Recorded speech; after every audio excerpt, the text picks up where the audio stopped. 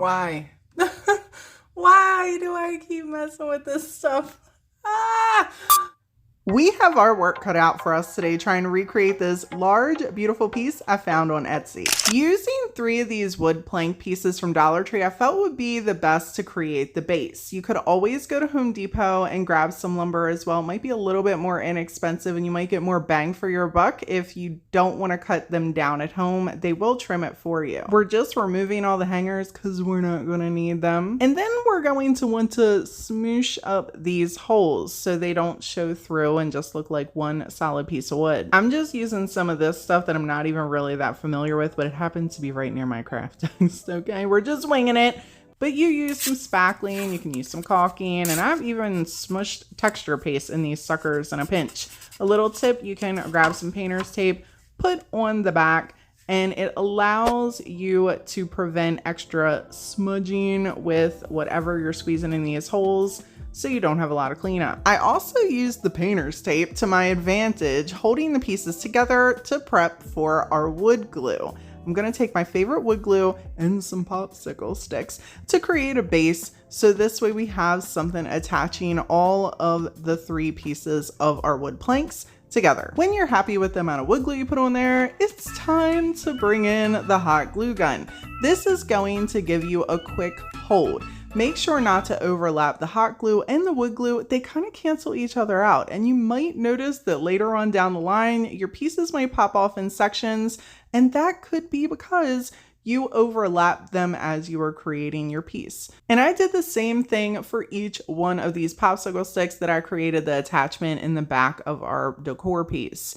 You can obviously use whatever kind of wood you would like to attach these and arrange these in whatever way fits your crafting style. I'm just sharing with you how I did this, and then I let it dry. For our stain, I'm gonna use my good old faithful. This is one of my favorites, my friends. I love Antique Waverly Wax. It's just so easy to apply using a baby wipe.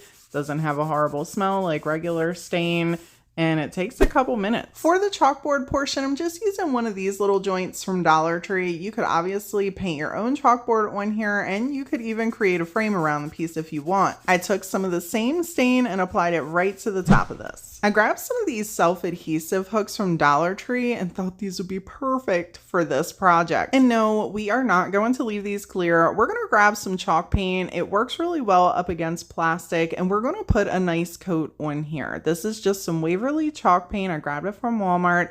And a good little tip would also be to plop some Mod Podge over this once it's dry. So anything you put on the hook, it's not going to slowly wear down the paint over time. If you're out of half wood beads or thumbtacks like I am, you can take some googly eyes and paint them suckers up to create little accented pieces. I did the same type of technique with the black chalk paint, so this way everything matched. Here's the little lantern I'm going to be using for this project. It was from Christmas Tree Shops, which doesn't exist anymore. They went out of business. Okay, I'm sorry, I have a meltdown. For the hanger, I'm just going to use a little wood stub. And for anybody wondering why I'm not using like metal hooks and hangers and all this, because that was in the dupe, because I'm not using larger pieces of wood. This is really thin and those pieces are really heavy, and it would really weigh this down. So I tried to choose pieces that would hang on the front of this. It did not carry a lot of weight, so it would be evenly distributed as you go to use it and hang pieces on here. For the attachments, I'm just using wood glue and hot glue, and then gingerly placing them in the sections that I feel like they make sense. I did grab a Dollar Tree tumbling block to smush underneath of our chalkboard, so this way we had a brace at the lower end of it. So if you're writing on it or you're wiping off the chalk or whatever you have going on here, it's going to hold up and it's not going to bend. You can even take some extra wood glue after everything is dry on a paintbrush and go around all the attachments just to ensure that you're not going to have anything popping off at a later date. I removed the little adhesive pieces on the back of our hooks once everything was completely dry, and then put them down in place.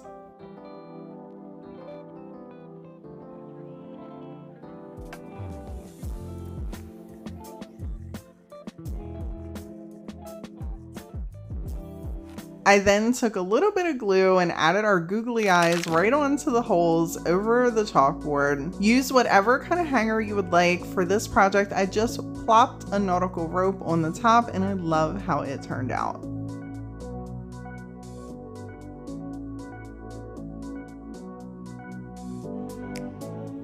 I've recently been in love with decorating candles, and when I seen all these gorgeous pieces on Etsy, all the creative juices got to flowing, and I'm like, we can definitely do this. But I have 3 different ideas I'm gonna share with you right now. And in order to share these ideas, we're gonna need some things, like some candles, 2 different kinds. Preferably. I love to give y'all options. This first idea is going to require some paint. So grab you some acrylic paint colors that will recreate or create whatever design that you have in mind. I'm going to try and dupe this lavender piece, minus the bee. Ours is not going to have a bee and it's not as beautiful as that one, but it's not bad either. And just so you see it, it's wax. You know what I'm saying? We are painting on wax, my friends. I'm going to use a small round paintbrush for this project. Use whatever paintbrush you think might be best for whatever you're painting on your candle. Grass is kind of hard to muck up, if I'm being completely honest. I like to take 2 different colors and just kind of start from the bottom and pull up until it looks like a little blade of grass. And you can alternate your colors. A good rule of thumb is to start out with the dark color versus the light color.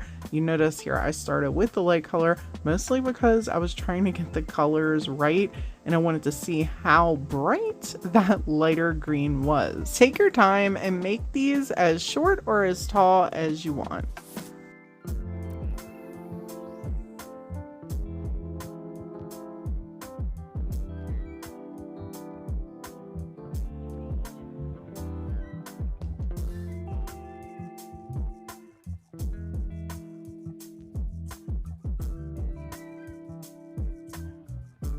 When you feel like you're happy with your blades of grass, allow it to dry so as you go to put on your floral pieces, you don't have any bleeding between the colors. To create the lavender floral pieces on the top, I'm going to use a little dotting tool. And I think, don't quote me, but I think these are linked down in my Amazon affiliate link in my description box. You can make your pieces as large or as small as you want with your dotting tool. Just apply more paint and create bigger circles. I tried to keep the bottom larger and then the dots smaller as I worked my way up.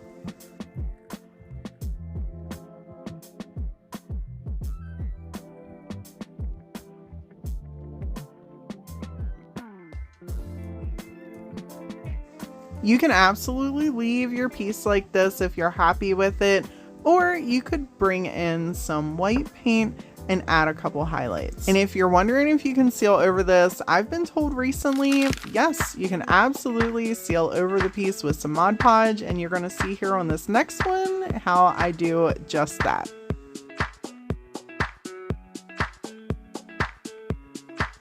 You're going to need some transfers for this next idea. You can use whatever you have on hand. Dollar Tree has transfers, or you can visit my website at thediystruggle.com and pick these up from my TDS creative brand. They are called Harmony. You get 2 sheets. They are 8 by 10 in size each, and I absolutely love working with them. These little designs right here, I'm cutting out individually so I can sparsely spread them along one of these candle pieces. And people, use as many as you want. I just wanted to do a couple, and truth be told, transfers are not necessarily easy to rub on wax. Even though I have all the confidence in the world in my product and they're really sticky, it still takes some rubbing to get these suckers on here. So I figured just putting a couple down at the bottom would create a beautiful effect, and it really did. I absolutely love this so much. This little plastic card comes with each one of the sets. You can use whatever tool you want to apply your transfers. Just keep in mind that you need to keep checking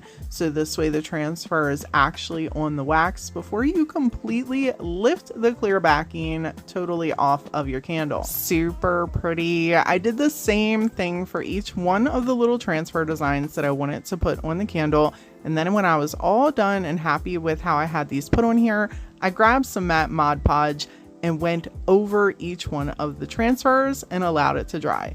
Now, I don't recommend y'all taking a taking a fire to this sucker and lighting it on up and burning it. Decorative use only, my friends.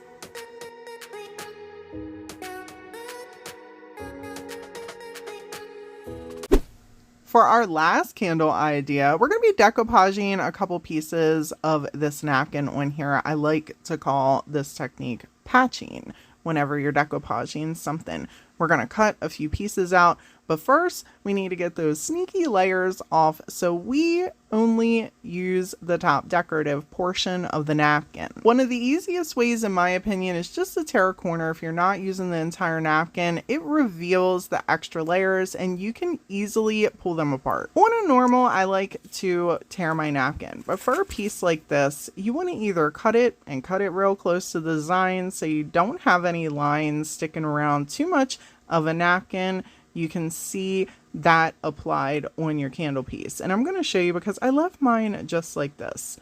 I'm going to use Mod Podge for this.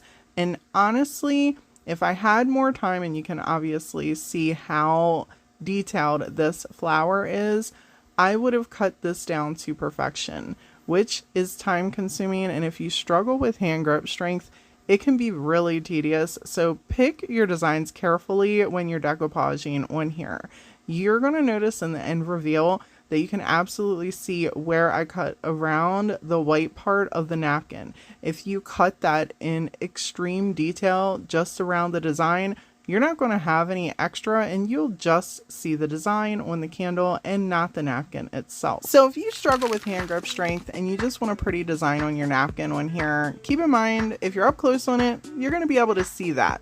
However, if you're back a little bit, nobody's going to notice, and only you're going to actually know. So cut your napkin design according to your comfort level and what you think will work best for your decor. These are a little eccentric, right? Moss hanging on your wall? Why not? But we're going to have to do this Dollar Tree style with these little nesting boxes. They have them in different sizes, right? You get a Dollar Tree, they got all the boxes these days, all the little wood bits. So I grabbed 3 different sizes. I know it's not a hexagon, okay, but we're going to work on with it. This is what we had on hand, and we're going to shove some floral foam in these suckers. And we're not going to have a rhyme or reason. Some floral foam is big, some floral foam is small. We're not discriminating here. We're just shoving it in here and we're going to roll on with it, because what I know, and if you're a crafter, what you also know is that the moss that is going to require us to put in this box is going to be messy. We're also going to use some foliage pieces, and you can use whatever colors and styles you want. Obviously, this piece doesn't necessarily have one direction going. It looks like it has several different colors of green in here, and you know, let's not forget the moss. It's been my experience working with moss that you want to use tacky glue and hot glue and all the sprays and things, because it just helps it stick in one spot so it's not shedding later. But you know, just tips and tools for the trade, okay, my friends? You're gonna see me here using hot glue and rolling on with it, okay? But if you want to recreate these beautiful little pieces at home, make sure that you have all the glues prepared to hold your moss in place, because it's going to be hanging on your wall and you don't want to be sitting down eating some spaghetti or something and down comes some moss looking like your Parmesan. I'm sorry. Sorry. All right, enough about the moss, enough about the moss. Put as much in here as you feel like you need. And honestly, if you see the different colors at Dollar Tree, grab them. They would look really cool with different colors also. And keep in mind, you want to use something, you want to use something to help protect your fingers. Why? Why do I keep messing with this stuff? Ah!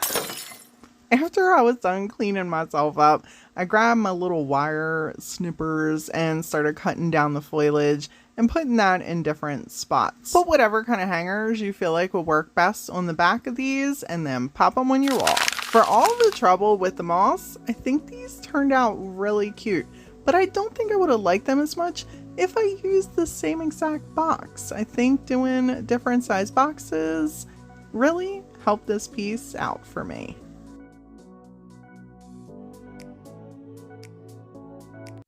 This piece is absolutely gorgeous, and if I'm being honest, it definitely looks better than my version, but if you're like me, the bow intimidated you as it did me, and I thought, let's hack a bow. I had this piece of scrap wood all ready to go and hang on the wall, and I thought that was perfect, but if you don't, you can grab pieces like this from Dollar Tree or even go to Home Depot and have them cut down. You'll see here that the piece is pretty large, and you could definitely create a smaller scale DIY with this size that comes right from Dollar Tree. I already had some floral picks in my stash that I felt matched pretty well, so that saved me some time of struggle. I'm florally challenged, I'm bow challenged, and I'm over here trying to attempt this gorgeous Etsy dupe. Just roll on with me, my friends. There are things to be learned here. Grab you some burlap and cut it down. If you have the ribbon, do you and use the ribbon. I did not, so I had to cut mine down in the strips. I want this to hold in place, so I just wrapped it and then glued it. Now we're going to patch together a bow using the burlap. I'm trimming this, you could say it's a V or really a diamond. I was thinking it was a diamond because when you open the whole piece up, that's what it reminds me of. It reminds me of a diamond. And then we're bending it so each side meets, each side meets, a little touchy touch right there. And that's half of our bow, okay? That's half of our bow. And there's one side and we need to make our other side. Then it's time to just start gluing the pieces down. And yes, I really do this. This is not me. This is not me faking it around here. I really do this. I've actually had, and I'm going to be using some of them around Christmas. I had someone send me gorgeous bows that I'm going to be using at some point this holiday season. So when y'all see them, no, it's not me. It wasn't me. It was a wonderful human being that sent me beautiful bows to use. Because this is what I really do on a normal is patch together a bow. And then we're going to use a little piece, like for this one, we're going to use a little pearl, stick it in the center, and voila. Like I said, it's inspired. It's not an exact dupe. I didn't promise exact. But when I seen the piece, this is what I thought of. Funny how you can look at one thing and it inspires you to create something else. As always, people, thank you all so much for hanging out with me. And until next time.